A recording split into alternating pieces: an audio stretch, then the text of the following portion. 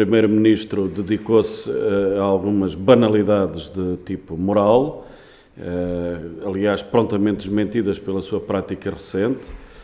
Veio falar de que a cultura das facilidades tinha sido ultrapassada. Nós, semana passada, tomámos nota de uma amnistia fiscal dos grandes capitais fugidos para offshores de mais de 3 mil milhões de euros, que pagaram uma taxa efetiva de imposto de 7,5%.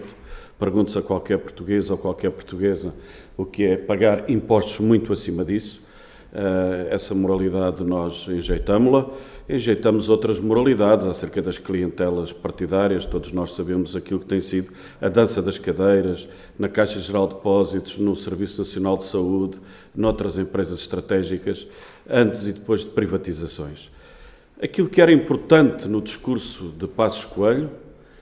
era saber que medidas vão ser tomadas para inverter a recessão, que medidas pode esperar o povo português para obter justiça social e para não ver cada vez mais o corte de salários e o agravamento de impostos.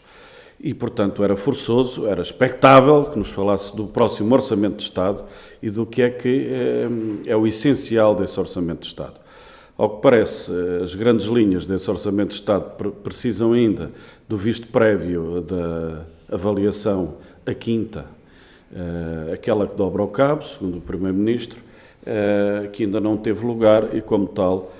nem os militantes desanimados do PSD do Pontal, nem os portugueses que estão bastante mais desanimados conseguiram ter qualquer elemento positivo sobre o que vai ser o próximo Orçamento de Estado.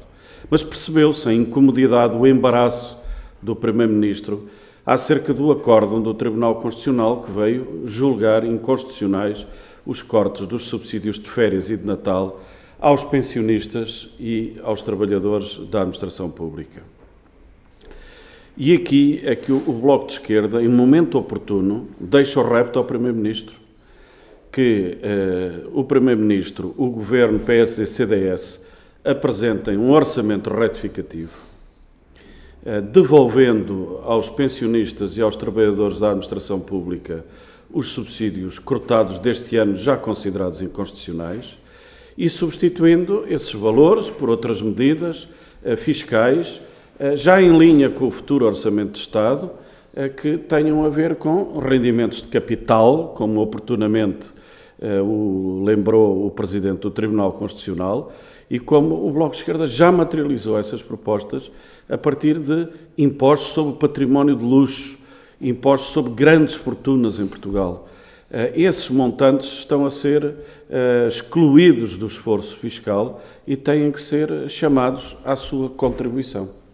Aquilo que o Primeiro-Ministro vem mais ou menos insinuando, que é fazer uma distribuição por todos os trabalhadores e por todos os pensionistas dos sacrifícios do próximo Orçamento de Estado, não só não conduzem ao fim da recessão, porque vão agravar ainda mais a procura interna e, como tal, não há possibilidade nenhuma de crescimento económico nessas circunstâncias, como é o agravamento e a generalização de uma injustiça social, de uma falta de equidade na repartição de sacrifícios. O problema da equidade é com o capital, não é entre os trabalhadores. Uma segunda medida impunha-se logo de imediato, qual seja a discutir na Europa as condições do desenvolvimento económico, a de renegociar o memorando da Troika, os termos da dívida, as condições para o relançamento da economia portuguesa. A conclusão do Pontal é que na Europa tudo como de antes e, como tal, não vale a pena fazer nada e, extraordinariamente, isto está muito pior, mas estamos mais perto de vencer a crise. Perguntem a qualquer português ou qualquer portuguesa se consegue perceber a lógica disto. Não encontrarão ninguém que consiga perceber a lógica de uma coisa que está sempre pior, mas estamos sempre mais perto de vencer a crise.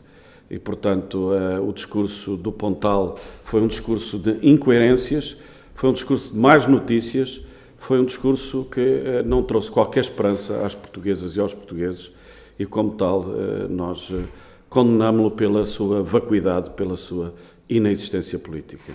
Era a oportunidade de Passos Coelho corrigir a imagem negativa que deixou no debate do Estado da Nação, mas creio não ter animado nem as hostes do PSD, aliás, como se pode ouvir pelos comentários sobrantes, à intervenção do Algarve, mas isso seria ao menos, de facto, não tranquilizou os portugueses, nem lhes deu qualquer réstia de expectativa.